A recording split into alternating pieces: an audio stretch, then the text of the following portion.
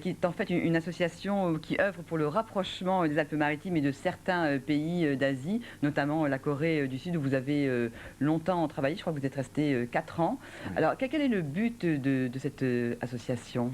En fait, le but de cette association, c'est de faire connaître un peu la culture asiatique, de faire comprendre où ça se trouve, comment ça fonctionne, parce que ce sont des fois des pays qui sont fort méconnus, avec des cultures très différentes des nôtres.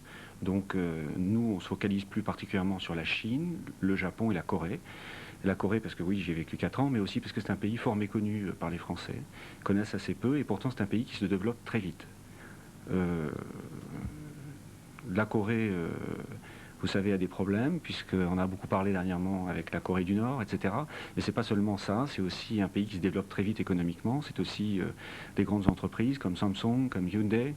Ce sont des grandes entreprises, mais c'est aussi une nouvelle culture. Et en fait, on s'intéresse beaucoup à ces 3 pays-là, puisqu'en fait, ils ont une culture qui est quand même assez similaire.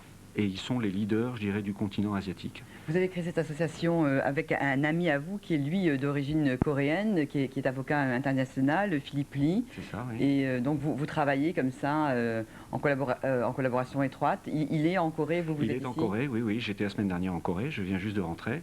On a fait un peu le point sur nos actions, ce qu'on doit faire, etc. Ce qui a été fait sur l'année 2005 et 2006 et ce qu'on prévoit de faire en 2007. Alors vous êtes très proche effectivement des institutions politiques au sens général du terme. Oui. Hein. Vous avez travaillé aussi bien avec le Conseil général qu'avec les mairies de Nice, d'Antibes, quand justement elles souhaitent développer eh bien, un partenariat avec ces différents pays. Vous avez véritablement un rôle d'interface et cette interface est véritablement nécessaire justement avec ces gens venus d'Asie.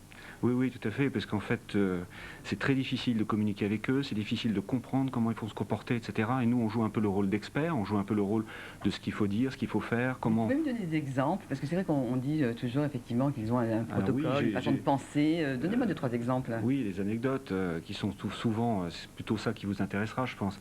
Par exemple, l'échange de cartes de visite, qui est très important pour eux et qui pour nous peut être plus secondaire. J'ai assisté à des Français échanger une carte de visite avec un Coréen ou un Japonais, la tortiller en tous les sens, écrire son nom dessus, etc. Là, vous les choquez énormément, puisque pour eux, c'est comme leur face, vous les déshonorez en faisant ça. Donc il faut bien prendre la carte de visite avec beaucoup de déférence, à 2 mains, il faut la poser sur le coin de la table et la regarder attentivement, comme si vous lui donniez de la face, vous le respectez.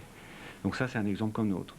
Sur le japonais, il ne faut pas le regarder directement dans les yeux. Pour nous, regarder directement dans les yeux, c'est un signe de franchise, c'est un signe d'ouverture. Pour eux, c'est une agression directe. Donc il faut savoir baisser les yeux ou regarder un peu à côté. Ce sont des choses qui sont très importantes et qui peuvent amener à des malentendus et des fois des échecs dans des négociations importantes. Alors, est-ce que vous pouvez me donner quelques exemples eh bien, d'actions que vous avez menées? Justement, on parlait de Nice, d'Antibes, du Conseil général et même de l'Escarène. Oui, ça c'est un peu un fait par hasard. L'idée c'était donc on a proposé notre soutien au Conseil général, on est allé voir le Conseil général, on a rencontré donc le docteur Alain Frère, qui est donc vice-président du Conseil général, qui est très attaché au jumelage que les Alpes-Maritimes ont avec la province chinoise de Zhejiang. Et qui ont créé le musée des arts asiatiques, donc Oui, effectivement tout à très fait, impliqué. exactement. Et on travaille beaucoup aussi avec le musée d'art asiatique, il faut le dire. Et donc l'Escarène, c'était en fait un festival qui avait lieu, où il y avait plusieurs nations qui étaient là, et une délégation chinoise de la province donc, de Zhejiang était présente.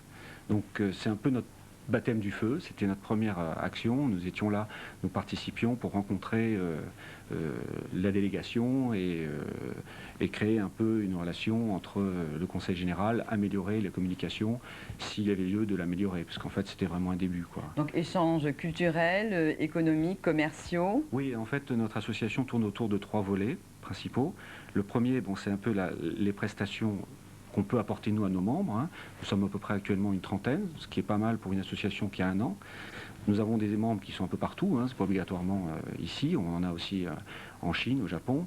Et donc cette association apporte des informations, met en relation les membres entre eux, apporte des chroniques culturelles, économiques, etc., organise des événements, ça c'est un peu le deuxième volet, on organise des événements où on participe à l'organisation d'événements culturels et économiques. Et puis enfin, le troisième volet, c'est la formation, c'est apprendre aux entreprises, apprendre aux collectivités, à toutes les personnes qui sont en contact avec les Asiatiques, comment se comporter, comme je vous l'ai dit précédemment, et comment éviter des gaffes qui peuvent être difficiles ou qui peuvent amener des problèmes par la suite, quoi. Laurent, Lazare, je vous remercie. Peut-être un lieu où vous contactez, un site internet, une Oui, tout à adresse fait. Alors, pour les... notre site internet, c'est www.eurasianlinks.com, donc EURASIANLINKS.com. Sinon, sur mon portable, on peut m'appeler au 06 20 54 23 12. Juste un petit mot pour dire quand même que je veux remercier les gens qui soutiennent l'association, qui sont membres d'honneur de notre association, en particulier André Santini, qui est donc maire de Issy-les-Moulineaux, député et ancien ministre, qui est membre d'honneur de notre association, qui est lui-même a jumelé sa ville avec une ville coréenne, et le docteur Pierre-Guy Morani, qui est conseiller général des Alpes-Maritimes, et maire de Gillette, qui soutient aussi notre association. Je vous remercie. Merci.